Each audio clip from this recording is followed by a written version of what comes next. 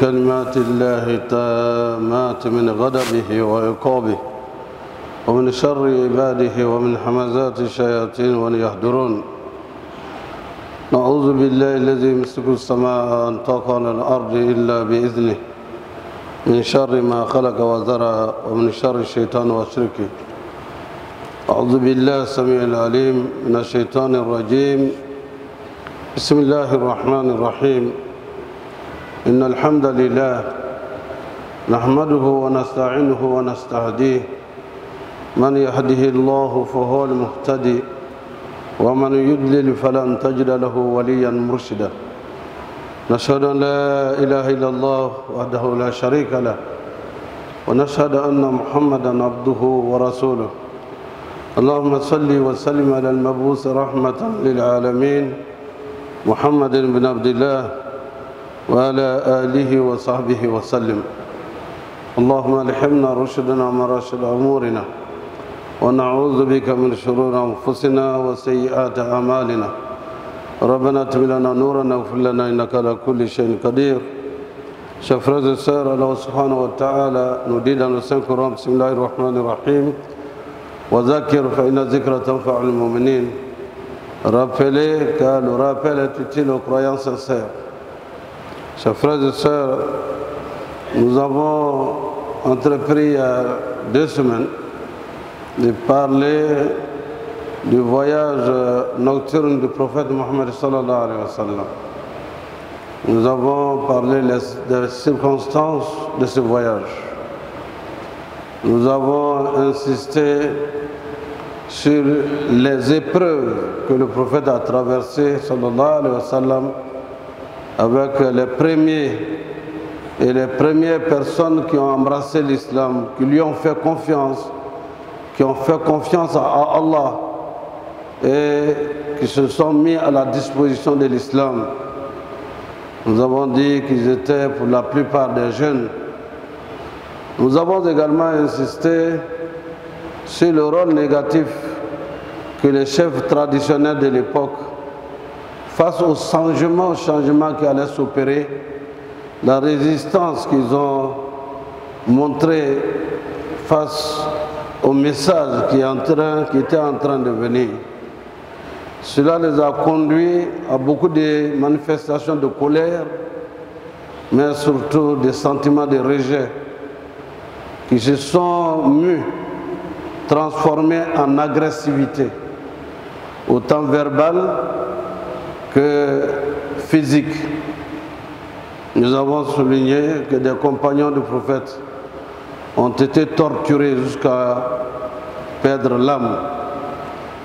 Une des premières personnes à avoir été martyre dans ce sens, c'était Soumaïa, Allah yarhamaha rahmatan wasi'a, qui a perdu l'âme parce qu'elle a refusé de renoncer à sa foi. Et beaucoup d'autres ont été contraints à abandonner leur idéal de demeurer musulmans, et malgré les tortures, cela ne les a pas fait reculer d'un iota. Et toutes ces épreuves, nous avons souligné que le prophète sallallahu alayhi wa sallam a connu, en tout cas envoyé une partie de ses compagnons en exil en Éthiopie. Exil qui leur a permis de découvrir une partie de l'Afrique. C'était aux premières heures de l'islam. Aux premières heures de l'islam. Au moment où les habitants de la Mecque, pour la plupart, étaient opposés au message d'Allah. Et ils ont connu l'exil. L'exil au cours duquel le roi de l'époque s'est converti à l'islam, a embrassé l'islam, quand il a entendu la récitation de Sourate Maryam. Ce sont des étapes extrêmement importantes dans la vie du messager d'Allah subhanahu wa ta'ala. Nous avons également rappelé l'embargo économique comme chantage. Si vous ne voulez pas rester animiste et vous tenez que vous avez un seul Dieu, allez quitter la ville complètement. Quitter la ville et ordonner de ne ni leur vendre ou entreprendre quelques relations humaines de fraternité sociale avec eux. Cela a été suivi après de ce que nous savons, que nous avons déjà parlé, dont nous avons parlé, le décès de son oncle. Et celui-là qui n'a pas accepté d'embrasser l'islam parce qu'il voulait rester dans leur tradition. Et c'est aussi la preuve. Ce n'est pas parce que le messager était son neveu que le prophète sallallahu alayhi wa sallam va réussir à le convaincre. Il savait que ce qu'il disait était la vérité. Mais Allah subhanahu wa ta'ala nous le dit, innaka lan tahdi man ahbabta walakin Allah yahdi man yasha. Tu ne guideras pas qui tu veux, mais Allah guide le cœur de celui qu'il veut. Ainsi donc, wa ma ala rasul illa al-balag. Le messager a un devoir, une responsabilité, c'est de transmettre le message. Toi, musulman, ton rôle, à ton entourage, c'est de connaître l'islam et ton rôle, c'est de parler de l'islam à tes compagnons, à tes frères, au garage, à tel endroit. Ah, l'islam est comme ça, c'est une belle religion. L'islam, c'est l'unicité d'Allah subhanahu wa ta'ala. L'islam, c'est la fraternité. L'islam, c'est l'unité. L'islam, c'est la cohésion. L'islam, c'est la fraternité. L'islam, c'est la sincérité. L'islam, c'est l'honnêteté. À ce moment, toi-même, tu vis. Tout ce que tu es en train de dire, toi-même, tu le vis. À ce moment-là, le comportement et la parole vont convaincre celui à qui tu t'adresses. Tu ne guideras pas qui tu veux. Mais le devoir d'être un exemple pour les autres, comme le messager l'a été, est un devoir commun à nous tous. Le messager d'Allah, c'est un rappel successif de ce que nous avons déjà dit. De là, il est parti à Taïf, à 70 km de la Mecque, pour aller, peut-être, Allah subhanahu wa ta'ala va accorder un succès, puisque ça n'a pas marché tellement à la Mecque. Ça a marché, il n'y a pas d'échec dans ce travail. Il est là à Taïf pour aller, les chefs traditionnels encore se sont réunis. Il leur parle de l'islam, il parle qu'il est envoyé par Allah subhanahu wa ta'ala. Et bien sûr, les mêmes propos qui ont été prononcés à la Mecque par les chefs traditionnels, je ne dis pas que chef traditionnel veut dire toujours la négativité. Loin de moi de parler de nos chefs traditionnels ici et là, car ça peut être honnête, comme ça peut être un creuset de tradition qui refuse toute modernité. Ce combat dialectique va se dérouler jusqu'à la fin des temps. Mais c'est à nous, en tant que détenteurs de la vérité d'Allah, d'en parler, de transmettre ce message. Et ceux-là vont encore se regarder, c'est pour ça que tu nous réunis. Nous, avec tous les honneurs que nous avons, c'est pour cela que tu nous réunis pour parler d'un Dieu que toi-même tu as vu. Et les jeunes, les enfants, on le poursuit comme quelqu'un qui n'est pas en pleine possession de ses sens, comme les enfants ont l'habitude de le faire. Jusqu'à le prophète sallallahu alayhi wa sallam sera blessé par des pierres jetées par les jeunes. Et là, le prophète sallallahu alayhi wa sallam va se retrouver dans un jardin en dehors de Taïf, et où il trouvera un jardinier qui va lui venir au secours et demander qu'est-ce qu'il y a. Celui-là va embrasser l'islam. Et sachant pas que ce qui s'est passé en ville, sauf qu'il a vu les traces du sang qui coule du visage du meilleur des hommes, le prophète Mohammed sallallahu alayhi wa sallam. Allah subhanahu wa ta'ala va lui demander, par l'archange Gabriel, ceci t'est arrivé. Qu'est-ce que tu souhaites que subissent les hommes de cette cité de Taïf? S'ils professaient ou s'ils disaient un mot, de dire de détruire alors la terre allait se refermer sur eux et on ne parlerait plus de cette cité. Le prophète va répondre ou leur dire Allahumma ighfir li qawmi fa innahum la ya'lamun. Oh Allah, pardonne à ce peuple car ils sont ignorants. L'ignorance n'est pas l'illettrisme. Ça ne veut pas dire que je ne sais pas lire, écrire, mais l'ignorance de la lumière d'Allah, de l'unicité d'Allah, est une ignorance et une obscurité. Le prophète leur dit à Allah, pardonne-leur, car ils ne savent pas. S'ils savaient, ils n'auraient pas agi ainsi. Malgré la douleur physique, le prophète avait un réconfort intérieur. Le message qui lui a été confié. C'est suite à cet événement, chers frères et sœurs, dont nous avons parlé, l'ascension céleste du prophète sallallahu alayhi wa sallam, qui a été conduit par Al-Buraq, la monture choisie et préparée pour le voyage à Jérusalem. Et de Jérusalem, nous l'avons suivi, monté de grade en grade, parti de Sayyidina Adam, le père de l'humanité, en passant par différents messagers et en allant jusqu'à Sayyidina Ibrahim alayhi salam, de passer Sayyidina Moussa alayhi salam, et il va en visite, conduit par le guide, le protocole de la visite qui va lui faire visiter les différents endroits. Après, bien sûr, la rencontre avec le Seigneur du monde. Lui, il arrive, il y a un seuil, il ne peut pas dépasser. Le reste, c'est entre toi et ton Créateur qui t'a invité. Quel honneur pour le prophète, mais quel honneur pour nous-mêmes. Quel honneur pour nous-mêmes en tant que, n'est-ce pas, compagnons du prophète sallallahu alayhi wa sallam. Ce n'est pas moi qui le dis, car le prophète était assis un jour avec ses compagnons de ce moment, quand il a passé un petit instant en méditation. Et les compagnons lui demandèrent, il y a quelque chose? Il dit non, c'est l'affection de ses compagnons qui viendront après moi. Qui sont-ils? Y a-t-il encore un autre groupe de compagnons? C'est ceux-là qui vont suivre le message de l'islam, qui ne m'ont pas vu.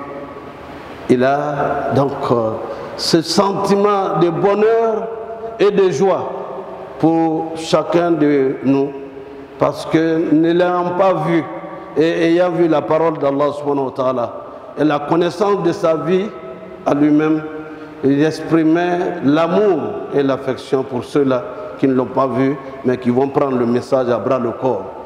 Face à Allah, que nous soyons de ceux-là.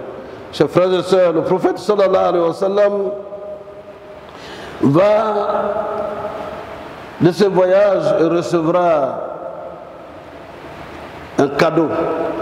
Et ce cadeau, nous en avons parlé, c'est bel et bien la prière. La prière que nous exécutons. Et cette prière, tous les autres piliers de l'islam, l'attestation de foi, la zakat, le pèlerinage, le jeûne du mois béni du Ramadan, al-Hajj, le Hajj à la maison sacrée d'Allah, tous ces piliers ont été révélés et donnés au prophète Mohammed sallallahu alayhi wa sallam en étant ici parmi nous. Mais la prière lui a été remise, a été donnée comme cadeau et surtout comme un cadeau qui lui est donné pour supporter les affres et les difficultés de la mission qui lui est confiée. C'est dans la prière que le prophète sallallahu alayhi wa sallam constamment va se plonger pour entrer en contact avec le Seigneur du monde. Mais cela s'est passé à quel moment? C'est la nuit. La prière se fait en tout moment, mais la prière de nuit a ceci d'important qu'elle permet un dialogue direct entre le fidèle et son Créateur. C'est en cela que le prophète sallallahu alayhi wa sallam, dans la nuit, il va passait une bonne partie de la nuit à prier. N'est-ce pas qu'il partageait la nuit en 3 parties. La première partie de la nuit, le prophète sallallahu alayhi wa sallam se reposait. La deuxième partie, il avait des devoirs familiales vis-à-vis de ses épouses. Et la troisième partie était consacrée à la prière qui lui a été donnée comme viatique, qui lui a été donnée comme moyen pour renforcer sa foi, sa confiance en Allah et pour faire face aux épreuves auxquelles nous sommes confrontés quotidiennement. Et c'est à ce moment que Allah subhanahu wa ta'ala mesure la foi de ceux qui sont des croyants sincères et leur demande, il demande aux anges, allez-y voir mes esclaves, qu'est-ce qu'ils sont en train de faire? Ils sont en train de t'adorer, de prier. Mais qu'est-ce qu'ils demandent? Ils demandent la rémission de leurs péchés, que je leur pardonne leurs péchés. Ils demandent, à travers leurs prières, tel souci. Dis-leur que je leur accorde ce qu'ils ont demandé. Et le messager d'Allah restait en prière toute la nuit, en train de réciter le Coran, génuflexion, prosternation, jusqu'à ce que ses pieds s'enflent toutes les nuits. Nous faisons les prières, longues prières pendant le mois béni du Ramadan, mais c'était la vie du prophète sallallahu alayhi wa sallam. Et ainsi, pris de pitié et de compassion pour le prophète sallallahu alayhi wa sallam, notre mère Aïcha lui demande un jour, messager d'Allah, le Seigneur t'a pardonné tous les péchés et il t'a donné tout ce dont tu as besoin ici-bas et dans le monde de l'au-delà. Comment peux-tu encore rester en prière jusqu'à ce que tes pieds soient aussi enflés? Le messager va lui répondre, Afala akuna abdan shakura. N'est-ce pas que le Seigneur des mondes qui m'a donné tout ça et qui m'a donné cette communauté sublime en nombre, en quantité et en qualité, n'est-ce pas que je dois être reconnaissant vis-à-vis d'Allah? Avoir fait de moi l'imam de tous les envoyés d'Allah, depuis Adam jusqu'au dernier envoyé avant moi. J'ai prié avec eux tous. Dieu me les a donnés comme il m'a nommé et m'a présenté comme le meilleur des hommes. Afala akuna abdan shakura. Nous qui sommes les héritiers de cette prière, nous savons aujourd'hui notre monde avec sa complexité et ses difficultés, ses épreuves de différentes natures et ces comportements déviants que nous voyons dans nos sociétés. L'immoralité qui s'étend un peu partout, pour ne pas dire la moralité. Afala nakun ibadan shakirin. N'est-ce pas que nous devons être reconnaissants vis-à-vis d'Allah de nous avoir donné un moyen pour nous échapper de ces difficultés et demander à Allah afin que ce monde soit pour nous un lieu de passage et un lieu surtout où nos cœurs soient en paix, nos corps soient en paix, nos environnements, notre environnement soit en paix à travers la prière. Chers frères et sœurs, le prophète, à travers ce voyage nocturne, nous a montré et nous montre l'importance de la prière. Car inna salata tanha anil fahsha'i wal munkar. La prière évite aux croyants les turpitudes et les actes blâmables. Inna salata tanha anil fahsha'i wal munkar. Wala zikrullah akbar. La prière évite aux fidèles, aux musulmans, les turpitudes et les actes blâmables. À nous de nous juger. Vous êtes constamment, vous voyez que vous priez constamment. Les 5 prières et les prières surrogatoires. Avant et après la prière. La nuit, nous prions et vous priez. Et vous constatez encore que vous avez dans votre comportement des aspects qui ne sont pas en adéquation avec les règles de l'islam. Le vol, la tricherie, le mensonge, l'adultère, la fornication et tant d'autres. Vous sentez que vous avez ça en vous alors que vous priez. Priez encore avec sincérité. Parce que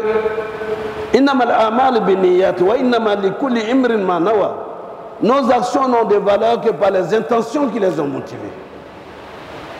Nos actions n'ont de valeur que par les intentions qui les ont motivées.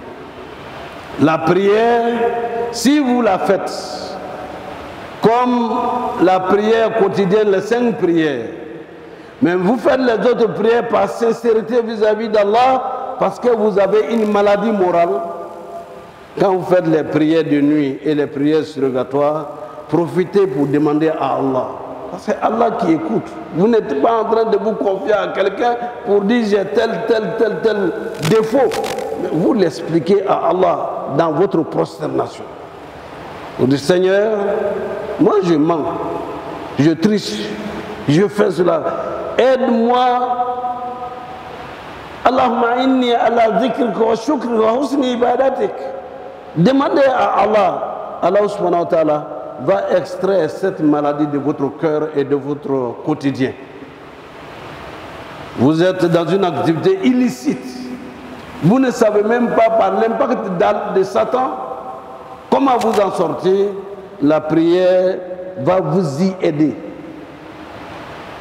Vous voyez un enfant qui a tel comportement déviant, mais il prie.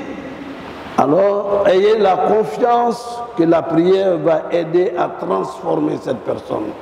C'est pour cette raison, l'insistance des parents à faire de la prière une préoccupation pour la famille, cela a été indiqué dans la prescription de la prière. Ordonnez la prière aux membres de votre famille et soyez-y constants. Vos besoins, Allah les prendra en charge. L'éducation des enfants sera améliorée et sera plus facile avec la crainte d'Allah subhanahu wa ta'ala.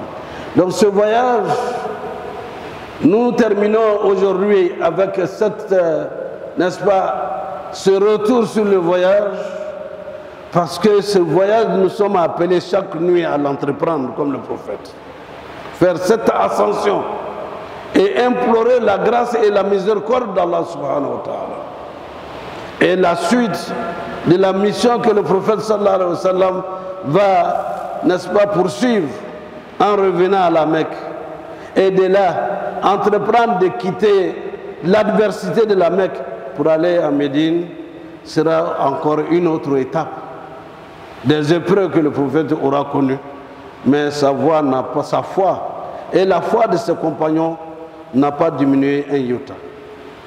Et chers frères et sœurs, connaissant notre monde d'aujourd'hui, vous et moi, confions-nous davantage à Allah afin qu'il opère ce miracle en nous et ce miracle dans notre environnement pour que notre société soit meilleure que ce qu'elle est.